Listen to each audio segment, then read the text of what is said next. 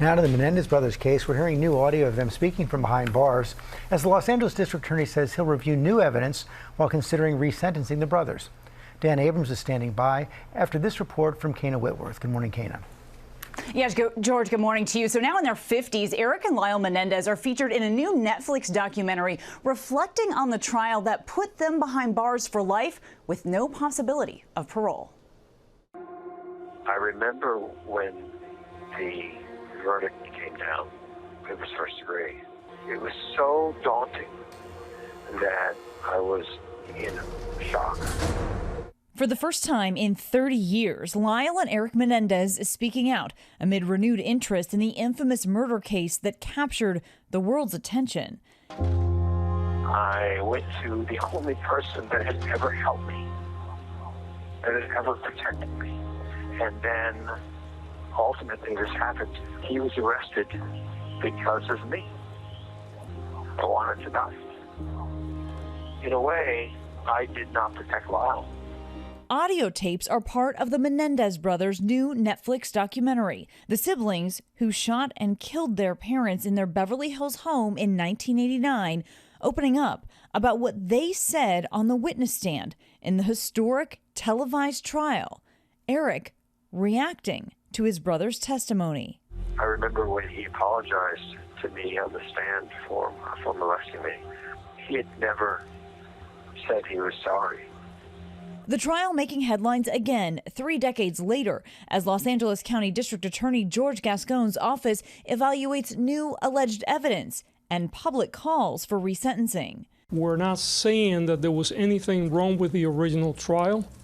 We have been given evidence. Famed defense attorney Mark Garagos claims Erik sent his cousin a letter detailing the abuse 9 months prior to the murders. Garagos also says a member of the popular 80s boy band Menudo, Roy Rasulo, says he too was molested by Erik and Lyle's father in the family home.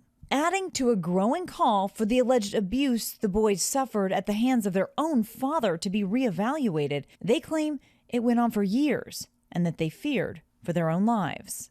It was a culture of silence, and that culture of silence existed up until the 90s, and I think it finally got broken in the 2000s. Now, prosecutors maintain the brutal murders were motivated by money. The next hearing is November 26th, and the DA says the final decision will be his. Guys. Okay, Kana, thanks very much. Our chief legal analyst, Dan Abrams, is here. What's the DA doing here? Right. So I don't quite understand the timing, right? The DA is coming out now saying, well, we're going to evaluate this. This motion by the defense with this new evidence came out in May of 2023. Why now? Why now? Because of the documentaries, because of the evidence that's come out, that came out previously. It's because of the attention on this. And the DA comes out and says, well, we're going to evaluate this. We're going to look into it. What could possibly be taking this long after their habeas petition was filed in May of 2023 with all the new evidence? It starts to feel a little bit political because, again, this hearing is going to occur after their local elections there. And this all happened decades ago, 1989.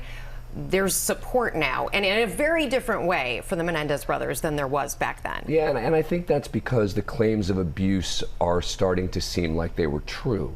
And remember that in the first trial, where there were 2 hung juries, 2 different trials, they actually presented their evidence of abuse. It seems some of the jurors believed it. In the second trial, they were largely not allowed to make those claims of abuse, and they were convicted.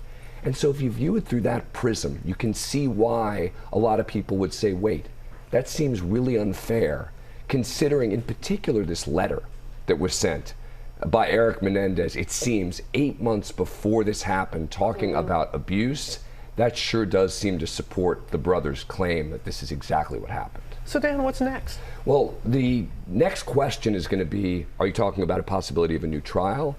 Are you talking about a resentencing? Are you talking about the case being thrown out? I think the only likely scenario is a resentencing.